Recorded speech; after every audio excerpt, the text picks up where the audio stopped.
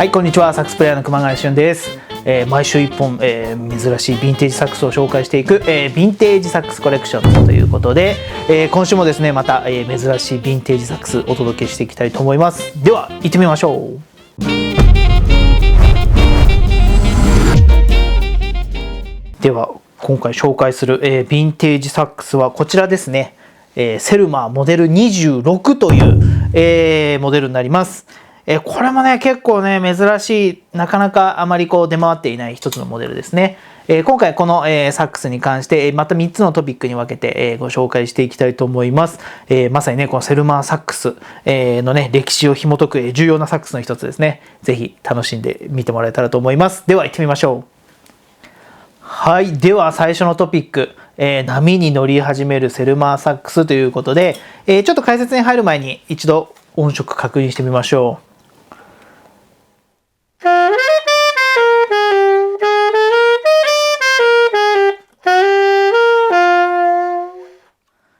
なんかね、吹いた感じとしては、渋い、こう、なんでしょうね、かさつくというか、乾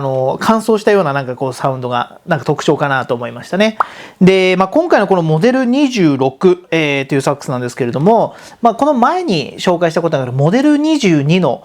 後継モデルになってます。セルマーのこのサックス自体がモデル22から実際こう製造がスタートしていったんですけれども、ちょうどこの時代、1926年にこの楽器はできたんですけれども、だいたい年間1500本ほどの製造するところまでセルマーが成長してきた時代でもあります。このモデル22から26という形になって、少しずつですね、セルマーが波に乗り始める時代でもあるんですね。まさにそういった時代の中で生まれたこの一つのモデル26というモデルになります。はい、では次のトピック、モデル22と同じ、ということで比較してみようというトピックです。今回ですね、モデル22、これが実はセルマーが最初に作ったサックスのモデルとこう言われていますね。シリーズ22ってありましたけども、モデル22。これが最初のセルマーサックスですね。で、モデル26、今回紹介するサックスと比較してみると、構造上はね、あんまり変化がないように見ています。で、特にね、この彫刻あたりがね、やっぱりモデル26になると、少し綺麗な彫刻ができてきたかなというところがあったり、このあたりのね、ちょっとこのキー関係が、ちょっと構造が少しマイナーチェンジしたかなという形で、それほど大きな変化っていうのは結構見られていないモデルになります。ただこういうシルバーのねモデルであったりとかだんだんこういった中で、セルマーがいろんな素材にも手を出しながらというかいうふうにして楽器が生まれていくというようなところの一つのある意味家庭的なところはあるサックスかもしれないですね。はい、では最後のトピック、現行との違いということで、やっぱりね、持った感じはね、全然この今の楽器とはまた全然、持ちやすさは違いますね。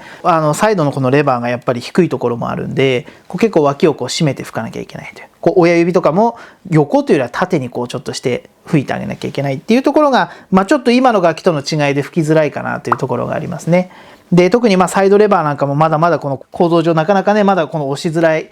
構造になってまして、使うにはなかなか最初は大変な楽器かなと思いますね。モデル22もね、持った感じとしてはあまり26とは大きな変化は感じないですね。本当にマイナーチェンジっていうところが一つ大きな点なのかなっていうのがこのモデル26なんですけれども、音色的なところっていうのは、やっぱりこっちのモデル26の方がなんか渋みがあるというか、バンと音が出るような感じはしましたね。はい、ということで最後に、こちらのモデル26を、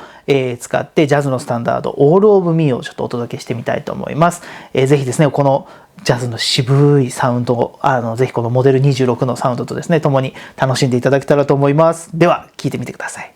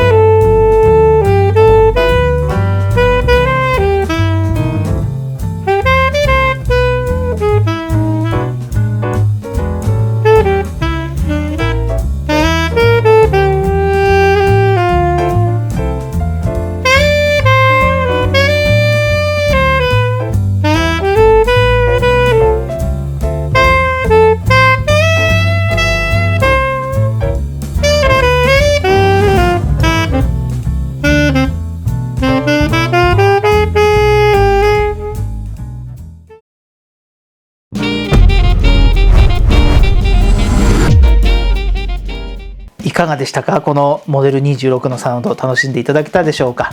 ぜひこの動画が良ければ、グッドボタン、そしてまだチャンネル登録がまだの方はチャンネル登録もよろしくお願いします。そしてですね、この楽器に例えばなんか質問とかなんかリクエストなんかがあったら、ぜひYouTube の方のコメントの方に残してもらえればと思います。またですね、こちらレンタルももちろんやっております。詳細なね写真なんかも載っているので、ヴィンテージサックスコレクションズのホームページの方もぜひ、見ていただけたらと思います。ということで、最後までご視聴いただきましてありがとうございました。サックスプレイヤー熊谷俊でした。